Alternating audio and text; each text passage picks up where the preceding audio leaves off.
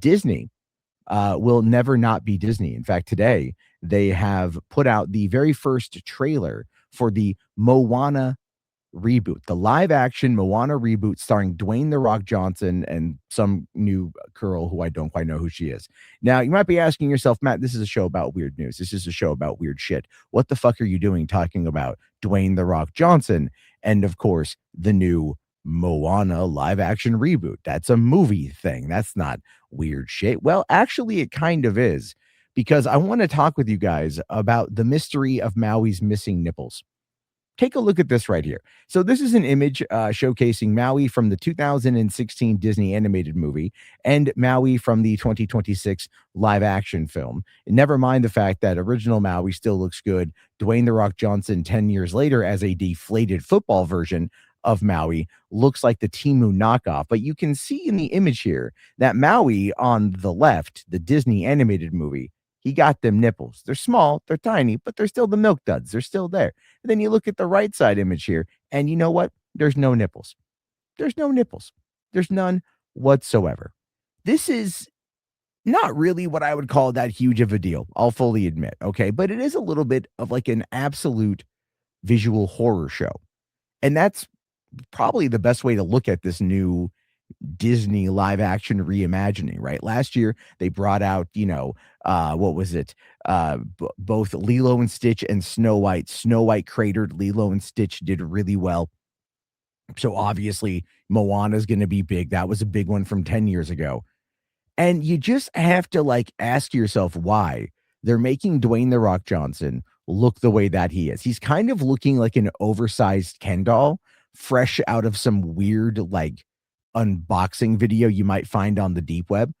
And then apparently Disney decided throughout some course of action here that the animated Maui, just he didn't have the pronounced nipples. So they thought, let's just get rid of them entirely. So they have either put him in a bodysuit or they have had to have a visual effects artist go in and manually remove his nipples from every single frame. And you know what that reminds me of, just kind of all things considered?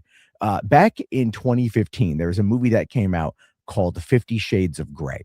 And 50 Shades of Grey is a terrible film. It's a terrible, terrible trilogy of movies, terrible trilogy of books. But the one interesting factoid that I always kind of go back to, the one that I always kind of think back to, is the fact that there is a scene in the movie where Christian Grey is getting ready to go down on Anastasia Steele for like the first time, right?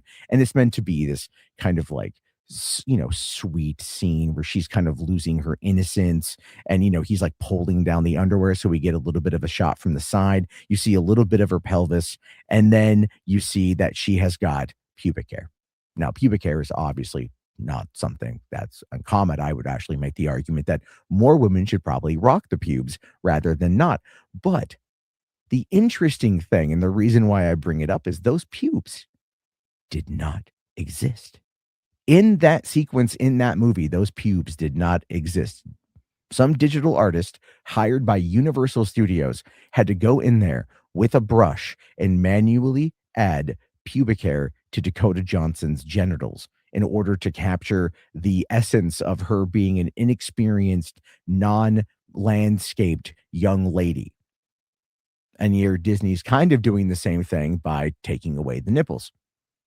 And you really you have to almost stop and like really kind of think about like the corporate machine behind this particular decision. I mean, Disney is spending hundreds of millions of dollars trying to make Dwayne The Rock Johnson look like a demigod. And they're going out and they're meticulously recreating the ocean, and they're building all of these practical island sets, and they've got the pig, but then they've got the hey, right? The chicken is going to end up being all CG and everything else. But somebody in like a boardroom actively had to like approve the massive VFX budget in order to take away the nips, right? To get rid of a grown man's areolas, because that is how much we fear the nipple in our society, right? There's been a big move, with breastfeeding women for the whole free the nipple movement, but that's on women, right? Men's nipples, I think they weird people out, to be honest with you. I really do. I think they weird people out in many different ways. And so, yes, somebody was paid hours and hours and hours to go frame by frame, pixel by pixel, and get rid of the nipples in order to make sure that they didn't offend somebody somewhere. Because people are going to get mad over every little fucking detail. That never changes. Like it never, ever, ever changes. But of course, that is just simply the stupid world that we live in. And it does also highlight the reason that these shot for shot live action remakes are just creatively bankrupt. I mean, they look terrible compared to their animated side, counterpart. All right, look at like Lilo and Stitch, bright, colorful animation, bright colors. It's Hawaii. Hawaii is kind of known for that. The live action movie looked very bland. It looked very demure. It didn't look like you're in Hawaii. It just looked like you were, shooting through something that just didn't have great color quality to it. And then, you look at this one, it's kind of the same way.